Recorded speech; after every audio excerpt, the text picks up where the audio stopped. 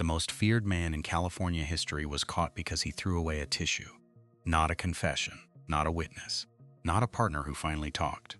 A tissue lifted quietly from a curbside trash can in a suburb of Sacramento in April of 2018, while the man who had discarded it puttered around inside his house, cooking dinner, watching television, living the retirement he believed he had earned. For over 40 years, this man had no name. Police in one county called him the Visalia Ransacker. Police 300 miles away called him the East Area Rapist. Detectives in Southern California, who did not yet know they were chasing the same person, called him the original Night Stalker. He attacked more than 100 homes. He assaulted at least 50 women. He murdered 13 people. And then, in 1986, he simply stopped and vanished into the one place no one thought to look.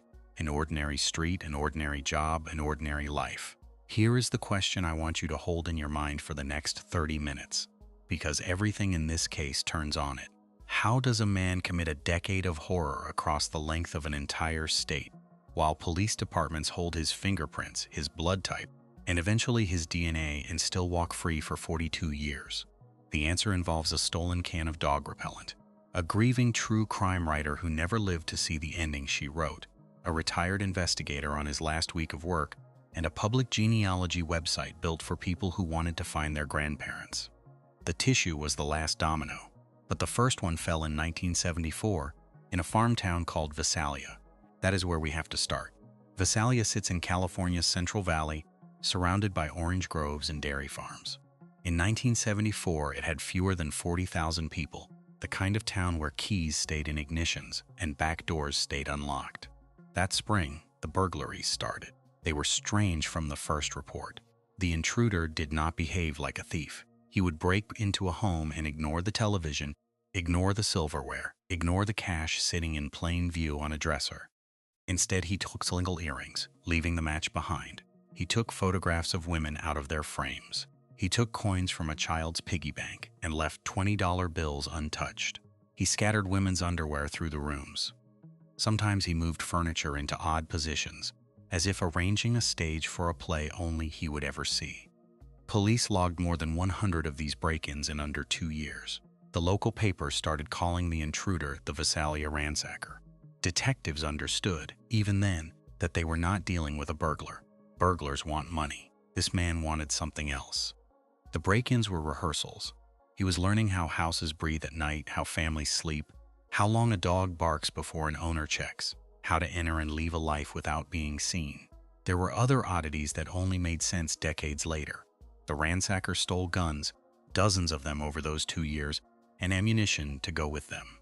He seemed to know which houses belonged to families with teenage daughters, which suggested he was watching schools, watching neighborhoods, building lists. Witnesses who glimpsed him described a stocky young white man who moved with startling speed, who went over 6-foot fences without breaking stride. Several reports noted something stranger. He sometimes seemed to know when patrols would pass, striking in the gaps between them, as if he could read the department's schedule. What disturbed the Visalia detectives most was the discipline. 100 break-ins, and the man never got greedy, never got sloppy, never bragged in a bar, never sold a stolen gun to the wrong person. Most criminals are caught by their own appetites.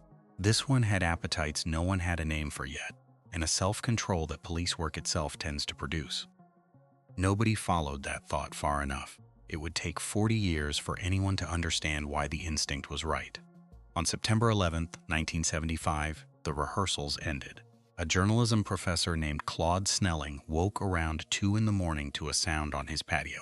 He looked out and saw a masked man dragging his 16-year-old daughter toward the back fence. Snelling did what any father would do. He ran at the man. The intruder fired twice, killed Claude Snelling in his own backyard, kicked the terrified girl 3 times as she lay on the ground, and disappeared into the dark between the houses. 3 months later, a Visalia detective on stakeout spotted a prowler and ordered him to stop. The man turned, screamed in a strange high-pitched voice, fumbled theatrically as if surrendering, then pulled a revolver and fired. The bullet hit the detective's flashlight and sprayed glass into his eyes. The prowler escaped over a fence, and then the ransacker never struck Visalia again.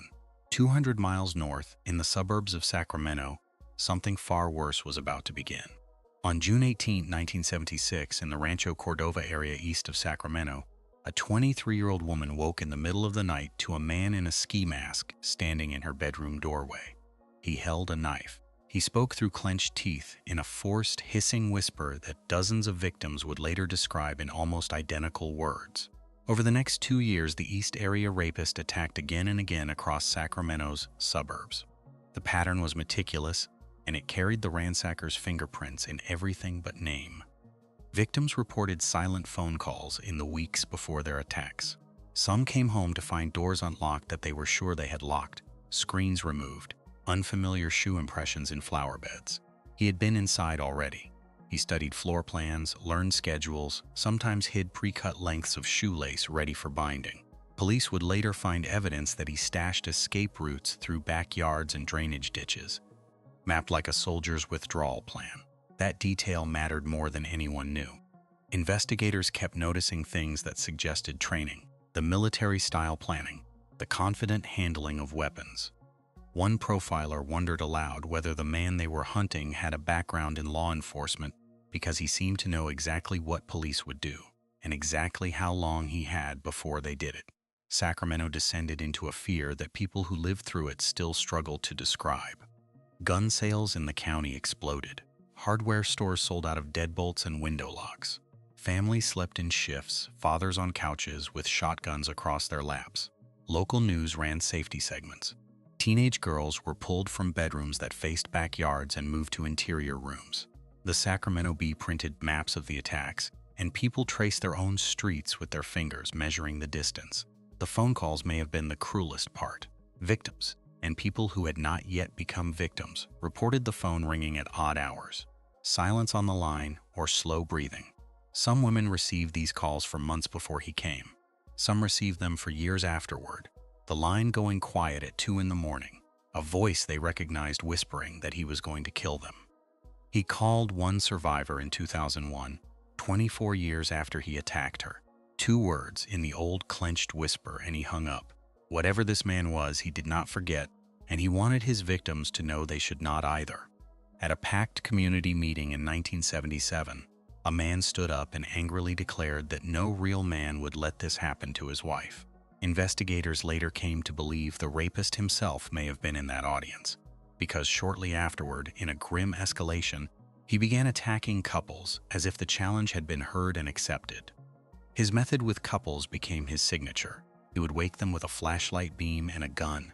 He would bind the man, then place dishes from the kitchen on the man's back, and whisper that if he heard the dishes rattle, everyone in the house would die. It was cruelty engineered as architecture. He did not just want victims. He wanted helplessness, staged and prolonged. Between 1976 and 1979, the East Area Rapist was linked to roughly 50 assaults in Northern California. He was shot at, chased, nearly caught at least twice.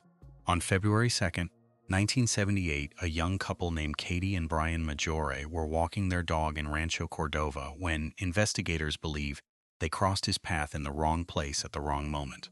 Both were chased down and shot to death. For decades, their murders sat in a gray zone, suspected but unproven to be his work. Then, in 1979, the attacks in Sacramento stopped, not because he was done, because he was moving. In October 1979, in the seaside town of Goleta near Santa Barbara, a couple woke to a masked intruder with a flashlight and a gun. They were bound. The man went to the kitchen, and then the woman heard him chanting quietly to himself, again and again, "I'll kill him, I'll kill him, I'll kill him." She managed to scream. Her partner threw himself sideways. The intruder fled on a stolen bicycle, chased through the dark by an off-duty FBI agent who happened to live next door. He escaped over the fences, the way he always escaped. The couple in Goleta survived. The ones who came after did not. On December 30, 1979, Dr. Robert Offerman and Dr. Deborah Manning were found shot to death in Offerman's condominium in Goleta. In March 1980, Charlene and Lyman Smith were murdered in Ventura. Lyman Smith was days away from a likely appointment as a judge. In August 1980, Keith and Patrice Harrington were killed inside a gated community in Dana Point, Orange County. In February 1981, Manuela Wittoon was murdered in Irvine. In July 1981, Cherry Domingo and Gregory Sanchez were killed back in Goleta, then 5 years of silence. And on May 4, 1986, an 18-year-old named Janelle Cruz was found murdered in her family's home in Irvine. She was the last. Stop on those names for a moment because they were not case numbers. Lyman Smith had argued cases across Ventura County and was on a short list for a judgeship. Charlene Smith was remembered by friends as the warmest person in any room. Keith Harrington was a medical student weeks into his marriage to Patrice, a nurse. Manuela Withun was 28, alone that night only because her husband was in the hospital. Janelle Cruz was 18, working at a pizza parlor, talking about studying psychology. Each scene showed the same staging investigators in Sacramento would have recognized instantly. Ligatures, a method police never released publicly, the unmistakable architecture of control. Southern California detectives called this killer the original Night Stalker. Most of them had no idea that Northern California's East Area Rapist files described the same whispering voice, the same bindings, the same pre-attack break-ins, the same impossible vanishing act through suburban backyards. California in the 1980s had no statewide database connecting these cases. Counties were islands. The killer had understood that, and he had used it. Each time the ground got hot, he moved jurisdictions, and to the new jurisdiction he was brand new. One Orange County investigator later admitted the northern files might as well have been in another country. After Janelle Cruz, nothing. No attacks, no letters, no taunts. The most prolific known offender in California history closed the door behind him and was gone. For the families, the silence was its own sentence. Bruce Harrington, whose brother Keith was murdered in Dana Point, would spend decades and a personal fortune pushing California to build the DNA tools that did not exist when his brother died. Remember his name. He comes back into this story at the very end, standing in a courtroom, speaking directly to the man in the cage. The case sat cold through the 1990s. Then the science finally caught up to the evidence. Crime labs had preserved biological evidence from the Southern California murders and from several Northern California rape kits. In 2001, a Sacramento County criminalist ran comparisons that should have been impossible 20 years earlier, and the result rewrote the entire map of California crime. The East Area Rapist and the original Night Stalker were the same man. 50 rapes in the north, a string of murders in the south. One offender. The combined case finally had a single shape, and eventually, thanks to a writer named Michelle McNamara, a single name. McNamara was a true crime journalist who became consumed by the case, interviewing detectives, digging through old files, connecting retired investigators who had never compared notes. She rejected the old names as too small for what he was and coined a new one, the Golden State Killer. McNamara died suddenly in her sleep in April 2016, at the age of 46, before she could finish her book about the case. Her husband, the comedian Patton Oswalt, worked with her researchers to complete it. The book was titled with a line the killer had once whispered to a victim: "You'll be silent forever and I'll be gone in the dark." I'll Be Gone in the Dark was published in February 2018 and became a national bestseller. The whole country was suddenly talking about a faceless man from 40 years ago. What the country did not know was that, at that exact moment, a small task force in Sacramento was weeks away from his front door. It is hard to overstate what McNamara's work did for this investigation. Even though she never held a badge, her writing pulled thousands of amateur researchers into the case. People who mapped attack sites on forums, scanned old yearbooks, and traded theories at 2 in the morning. Most of those theories were wrong. That was never the point. The point was pressure. Cold cases die of indifference, and this one was now the most famous unsolved case in America. Retired detectives started returning calls. Evidence got reinventoried. Money appeared for lab work that had waited years in line. A book did that, and inside the official investigation, a quieter revolution was happening with the evidence itself. The DNA profile that had linked the crimes in 2001 was built for matching offenders in criminal databases, and the killer was in no criminal database. He had never been swabbed because he had never been caught for anything. For 17 years, that profile was a perfect photograph of a man no one could see. The breakthrough was not new evidence. It was a new way of looking at evidence that had been sitting in a freezer since Ronald Reagan was president. Paul Holes was a cold case investigator with the Contra Costa County District Attorney's Office, and he had carried this case for over 20 years. He kept the files close the way some men keep old photographs. By early 2018, he was days from retirement, and he had one idea left. The idea was called Genealogy, and at the time, almost no one in law enforcement had ever used it to catch a killer. It worked like this.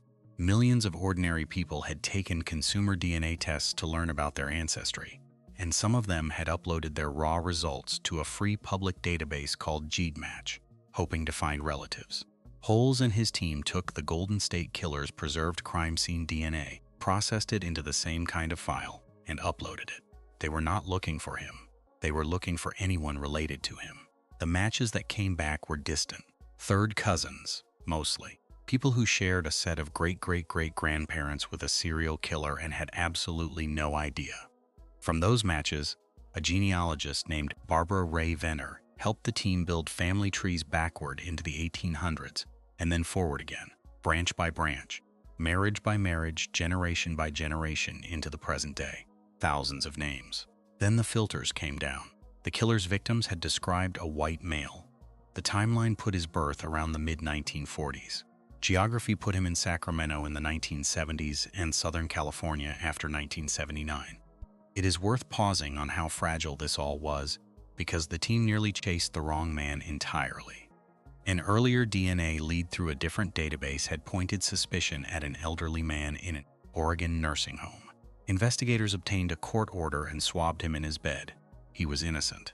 His match was a coincidence of distant ancestry, and the episode showed how dangerous this new tool could be in careless hands. The Sacramento team learned the lesson. From then on, the tree itself would have to do the convicting before anyone knocked on a door. Genealogy would narrow. Only real, directly collected DNA would accuse. Branch after branch died out under the filters. One did not. On that branch sat a name, Joseph James DeAngelo, born November 8, 1945, Navy veteran who had served in Vietnam. A resident of Citrus Heights, in the Sacramento suburbs, walking distance from neighborhoods the East Area Rapist had terrorized. And one more thing. From 1973 to 1976, DeAngelo had been a police officer in Exeter, California, 10 minutes from Visalia during the exact years of the Visalia Ransacker. From 1976 to 1979, he had been a police officer in Auburn, outside Sacramento, during the exact years of the East Area Rapist.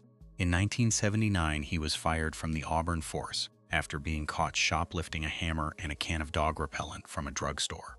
Months after he lost his badge, the murders in Southern California began. Every profiler who had ever said this man moves like a cop had been right. He was one. But a family tree is not proof. Investigators needed his actual DNA, collected lawfully without tipping him off, so they watched him. In April 2018, while the 72-year-old DeAngelo shopped at a Hobby Lobby, officers swabbed the door handle of his car. The partial result was promising. They needed more. Days later, they collected his curbside trash, and inside they found a used tissue. The lab compared the DNA on that tissue to semen recovered from a 1980 double murder scene. It matched. The chance of error was something like 1 in many trillions. 42 years after Claude Snelling died protecting his daughter, the man from the dark finally had a name, an address, and a trash pickup schedule. On April 25, 2018, one day after the arrest, Sacramento County District Attorney Anne Marie Schubert stood at a podium crowded with microphones and said the words that families across California had stopped letting themselves imagine. The answer was always going to be in the DNA. The announcement landed like weather.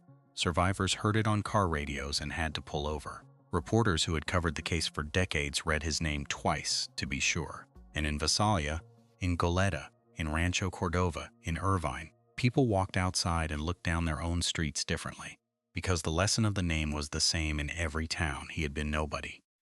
He had been a neighbor the whole time. So now you understand everything about the moment this story opened with. On April 24, 2018, officers surrounded the tidy single-story house on Canyon Oak Drive in Citrus Heights. They knew who lived there. A retired truck mechanic, a father of 3 daughters, a grandfather, a man neighbors knew mostly for his temper, for standing in his yard swearing at nothing. When DeAngelo stepped outside, they took him in seconds. He told officers he had a roast in the oven. Think about what that sentence means. He had a roast in the oven. The man who had whispered death threats into telephones for 25 years, who had stacked dishes on the backs of bound husbands, was worried about dinner burning. Evil, When it is finally dragged into daylight, almost never looks like a monster. It looks like a neighbor. It complains about the handcuffs being tight. In the interrogation room, he sat slumped and silent for hours, an old man performing frailty. Then, alone believing no one important was listening, he began to mumble. He talked about someone named Jerry. He said in a recorded statement later played in court that he didn't have the strength to push him out. He went with me. It was like in my head. He's a part of me. I didn't want to do those things. I pushed Jerry out and had a happy life. Listen to the construction of that last line, because it tells you who he was. I pushed Jerry out and had a happy life. The 50 women, the 13 dead, the 40 years of families checking locks. Background characters in the story of his happiness. Psychologists who reviewed the recordings found no evidence of any split personality, and prosecutors noted that Jerry had never once appeared in any statement, document, or behavior before the day handcuffs did. Investigators found no evidence Jerry ever existed as anything but an excuse. The man who planned escape routes through 50 backyards was not a passenger in his own mind. He was the driver, and he had always been the driver. Within days of the arrest, prosecutors from 6 counties announced charges. The courtroom sketch artists drew an elderly man in an orange jumpsuit, seated in a wheelchair he did not appear to need. Victims who had waited 4 decades watched him on courtroom feeds and recognized, under the sagging skin, the eyes from behind the ski mask. In June 2020, in a university ballroom converted into a courtroom because of pandemic distancing, Joseph DeAngelo pleaded guilty to 13 counts of first-degree murder and admitted to dozens of uncharged rapes, the statute of limitations having long expired on them. The plea spared him the death penalty. It also forced him to sit for 3 full days and listen. The victim impact statements in August 2020 were unlike anything California had seen. One by one, survivors in their 60s and 70s stood and spoke directly to the shrunken man in the cage. Women he had assaulted as teenagers described the locks they still check, the windows they still cannot sleep beside, marriages strained by nightmares that arrived on schedule for 40 years. Some spoke with shaking voices. Others had clearly waited so long for this microphone that nothing on earth could shake them. One survivor brought the actual dishes, the kind he used to stack on backs, and told him she cooks with them now, in a house where she is not afraid. The daughter of Claude Snelling spoke of a father who died saving her, and of the 42 Septembers that had passed since. Bruce Harrington, who had spent millions of his own dollars championing Proposition 69 to expand California's DNA database after his brother Keith's murder, finally got to say his piece to the man the database era caught. To the survivors in the room, he said something gentler. "Ladies, sleep well tonight. He is in jail." Then, on August 21, 2020, before sentencing, DeAngelo himself rose from his wheelchair, removed his mask, and spoke his only public words of the entire case. "I've listened to all your statements, each one of them," he said, "and I'm truly sorry to everyone I've hurt." 11 seconds. Survivors in the gallery called it one last performance from a man who had performed weakness through every hearing. The judge sentenced him to consecutive life terms without the possibility of parole. He is held today in protective housing in a California state prison. He will die there. Here is the part of this case that reaches beyond California. The Golden State Killer investigation was the first great proof that genetic genealogy could close cases everyone had given up on. Within months of DeAngelo's arrest, the same technique began toppling cold cases across America, some of which had been frozen for 50 years. Investigators today estimate hundreds of murders and rapes have been solved this way since 2018. Every one of those answers traces back, in method, to Paul Hull's uploading a file in the last week of his career, and to a tissue in a trash can in Citrus Heights. There is a hard truth buried in this story, and it belongs to the victims, so we should say it plainly. The system did not fail to catch Joseph DeAngelo because he was a genius. It failed because its files could not talk to each other, because counties were islands, and because for decades the burden of memory fell on families instead of institutions. Michelle McNamara, who did as much as anyone to keep that memory alive, wrote a sentence to the killer before she died, imagining the day a doorbell would do what 40 years of patrols could not. She never saw it happen, but she was right about how it would feel.